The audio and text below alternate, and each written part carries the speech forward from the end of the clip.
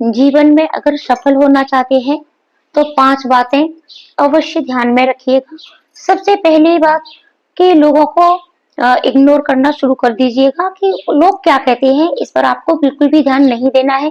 दूसरा पॉइंट है कि आप अपने लक्ष्य पर ज़्यादा से ज़्यादा ध्यान दें, ठीक है? चाहे किसी भी तरीके से दें, चाहे इसके लिए आपको स्वार्थी ही क्यों ना बनना पड़े, लेकिन एक बार अगर आप अपने लक्ष्य पर ध्यान दे लेते हो और आप सफल हो जाते हो, तो जो लोग जब आप स्वार्थी बनकर के अपने लक्ष्य को हासिल करने में जुटे होते हो, तो जब आप सफल हो जाते हो तो वही लोग आपकी तारीफ करते हैं। और अगर आप उन लोगों को खुश करने में लगे रहते हो, तो फिर और आप असफल हो जाते हो तो वही लोग आपकी बहुत ज्यादा मतलब बुराई करते हैं, ठीक है? आप ही को सुनाते हैं। तीसरा है कि इसके लिए आपको जी तोड़ मेहनत तो करनी ही पड़ेगी, तो मेहनत भी आप करें। और मेहनत के साथ साथ चौथा पॉइंट है कि फुल मोटिवेशन के साथ पढ़ें। देखो, जब तक हम कोई भी चीज फुल मोटिवेशन के साथ, लगन के साथ नहीं पढ़ते हैं, और थोड़ा सा आपको धैर्य भी रखना है, धैर्य भी रखें। और पांचवा पॉइंट है कि आपको अपने आप में ये विश्वास अवश्य जगाना है कि आप सफल हो सकते हैं।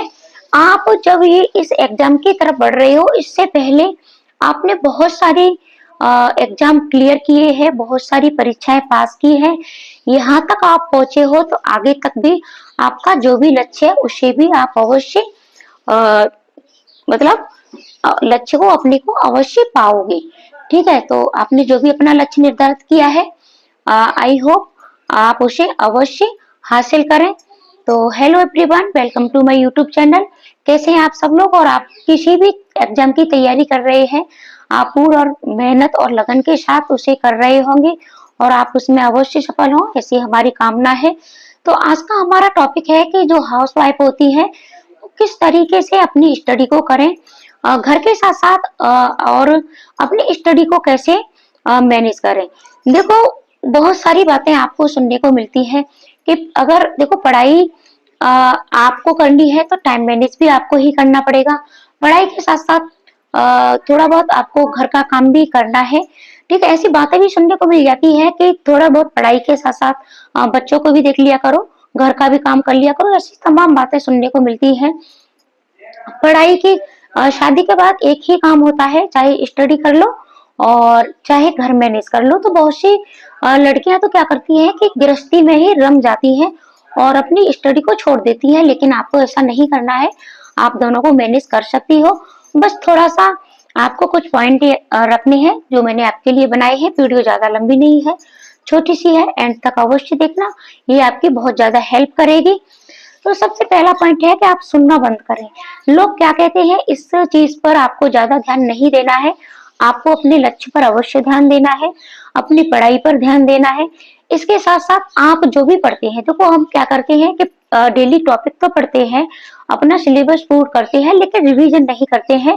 तो आपको अपना रिवीजन अवश्य करना है। देखो, पढ़ाई तो करनी है, टॉपिक सिलेबस सब कंप्लीट करना है। सिलेबस अपना जिस भी एग्जाम का आप तैयारी कर रही है, ठीक है, उसका सिलेबस अच्छे से देख लीजिएगा और उस एग्जाम के जो भी आपके पीवाईक्यू है उसकी ज्यादा से ज्यादा पीवाईक्यू लगाइएगा।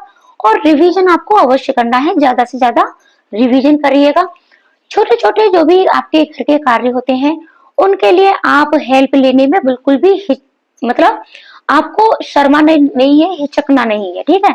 आप छोटे छोटे कार्यों के लिए मदद ले सकती है। और थोड़ा सा सेल्फिश बनिएगा, थोड़ा सा स्वार्थी बनिएगा, क्योंकि अगर आप स्वार्थी बनते हो तो आगे आप सक्सेस होते हो तो वही लोग आपकी तारीफ करेंगे। तो थोड़ा सा स्वार्थी भी बनिएगा। जब आप फ्री होते हो तब पढ़िएगा। डेली आप अपना एक टारगेट फिक्स करिएगा कि आपको 4 घंटे डेली पढ़ना है या 6 घंटे पढ़ना है। जितना भी आप पढ़ सकते हो डेली उतना पढ़िएगा।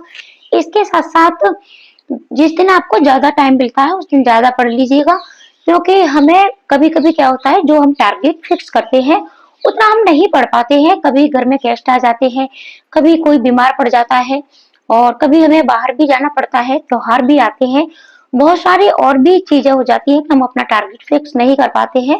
तो जिस दिन ज्यादा टाइम मिला उस दिन आप ज्यादा भी पढ़ने की कोशिश करिएगा। और इसके साथ साथ अगर आप ऑनलाइन ज्यादा अच्छा कर सकते हो, देखो कोचिंग कोचिंग आपको ऑनलाइन लेनी है या ऑफलाइन, तो मैं तो कहूंगी कि आप ऑनलाइन कोचिंग लीजिएगा, तो ऑफलाइन में आने जाने का आपका टाइम बचता है। और अगर आप सेल्फ स्टडी करके पढ़ाई कर रहे हैं, तो आप अच्छी सी बुकों का चुनाव करें, ठीक है। अच्छी बुकों का चुनाव करें और गूगल पर आप एक बार सर्च करें कि कौन सी बुक आपके एग्जाम के लिए अच्छी है, कौन सी बेस्ट है, तो फिर आप उन बुकों को लें, ठीक है। बुक लेने से पहले एक बार अवश्य सर्च करें, देखें। और इसके साथ साथ पीवाईक्यू की प्रैक्टिस तो आपको करनी ही करनी है। अगर आप सीटेट की तैयारी कर रहे हैं, तब भी आपको ज्यादा से ज्यादा इसके लिए आपको प्रैक्टिस ही करनी है। शाम को 9 बजे तक हर हालत में फ्री होने की कोशिश करिएगा, और 9 से 12 का टाइम, ठीक है, 9 से 12 आप पढ़ सकते हो आसानी से। और अगर आपका बच्चा छोटा है, तो जब आपका बच्चा सो जाता है उस टाइम आप अपनी पढ़ाई शुरू करिएगा, फुल मोटिवेशन के साथ पढ़िएगा।